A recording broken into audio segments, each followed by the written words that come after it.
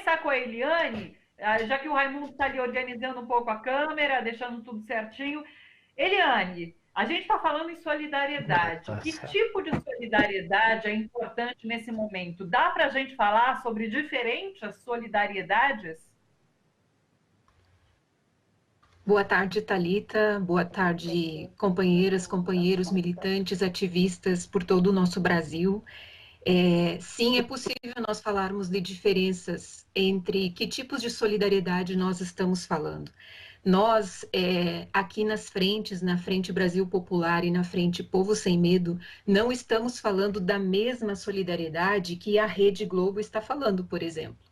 Nós estamos falando de uma solidariedade em que a classe trabalhadora, as diferentes forças da classe trabalhadora se articulam e se colocam em movimento para fazer aquilo que é essencial nesse momento. Um momento em que nós estamos com um governo que ataca o seu próprio povo, que ataca a classe trabalhadora e que faz uma opção muito clara de defender uma parte, que é as classes dominantes, as elites, os bancos, e está fazendo todos os movimentos para jogar recursos para dentro desse setor, o que significa que o setor popular, o setor das forças da classe trabalhadora, não só vão passar muitas necessidades agora, nesse início dessa crise do coronavírus, como também nós vamos ter dificuldades nos próximos meses. Isso que o Gilberto Carvalho já colocou, que é um trabalho de solidariedade por meses, talvez para o resto deste ano. Então, nós estamos falando de uma solidariedade que precisa estar carregada de uma dimensão de organização, de organicidade.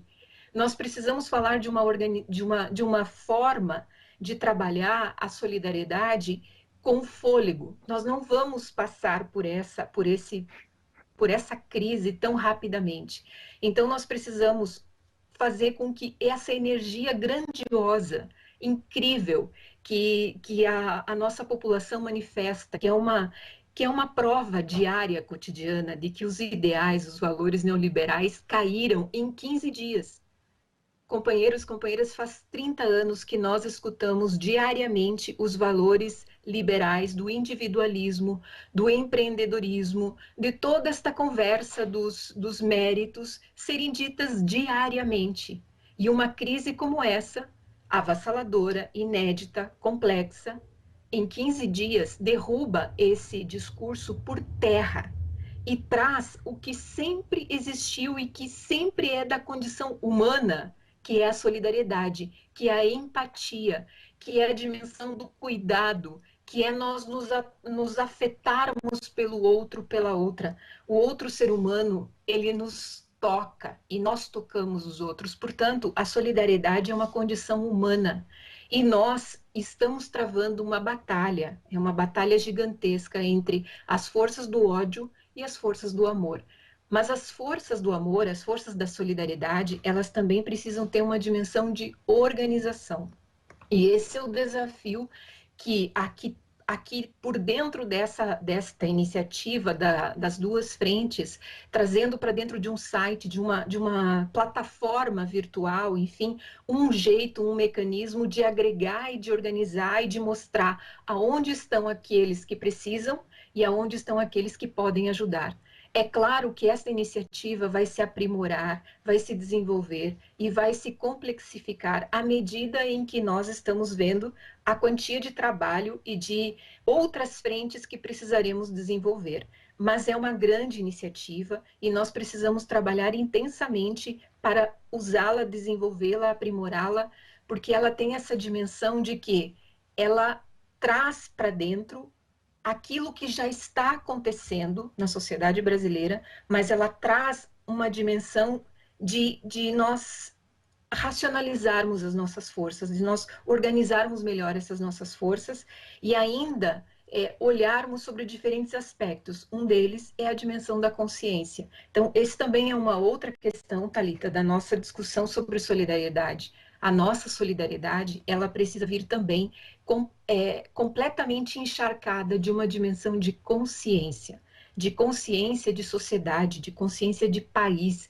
de consciência de modelo de sociedade. Nós precisamos discutir profundamente o quanto o capitalismo não tem absolutamente mais nada para nos dizer. Ele só nos oferece o caos, a barbárie, a solidão e agora a morte.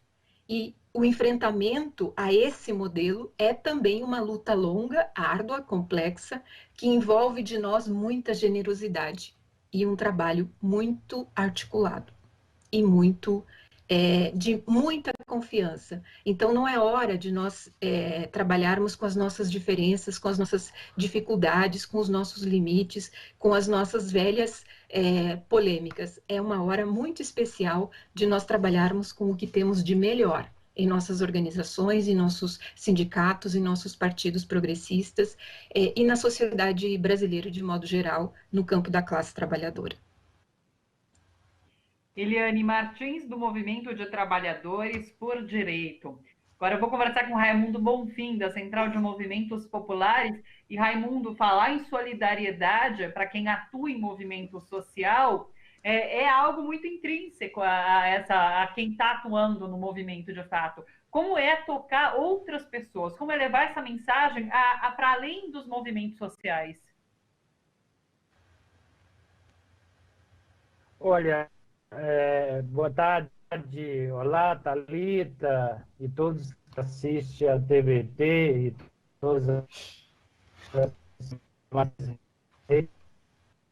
que transmite o e do nosso site, vamos precisar de todo mundo.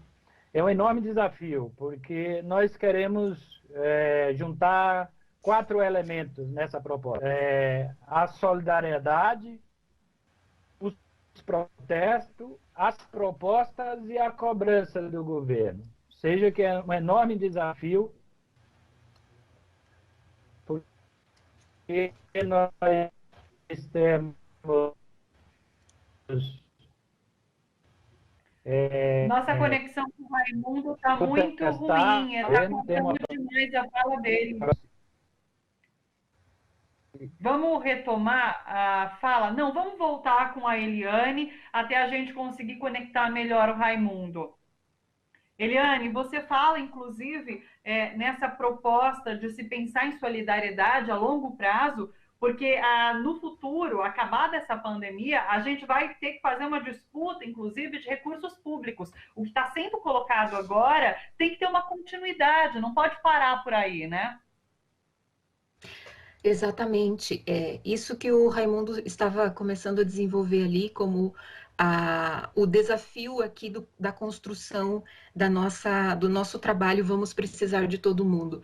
Justamente nós vamos precisar de todo mundo porque nós estamos falando de um processo que precisa envolver não só a gente superar e sobreviver à pandemia do coronavírus, mas também nós sobrevivermos a este modelo de governo que o Bolsonaro propõe, que é um modelo de neofascismo, né? Um modelo em que ele tem uma força social, inclusive no meio popular, e essa força o apoia em um conjunto de medidas completamente antipopular,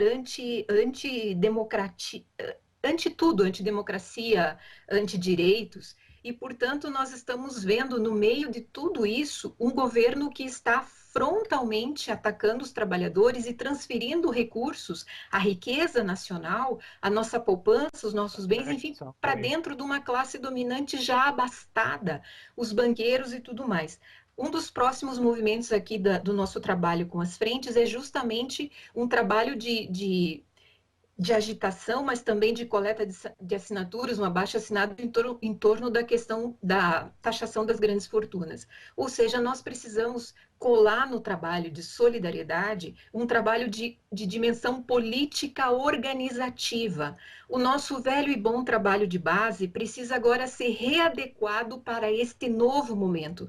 Nós vamos ter que aprender rapidamente a trabalharmos com as redes sociais. Nós vamos ter que rapidamente aprendermos a girar o nosso esquema mental, que é um esquema todo voltado para o trabalho de reunião presencial, para um trabalho de diálogo na roda.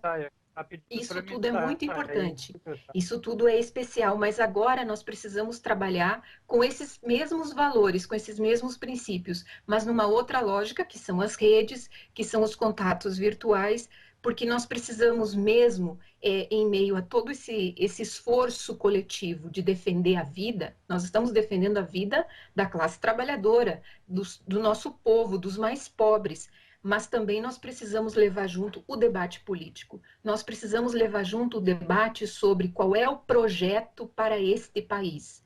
O projeto da Casa Grande é um projeto que vai nos recolonizar.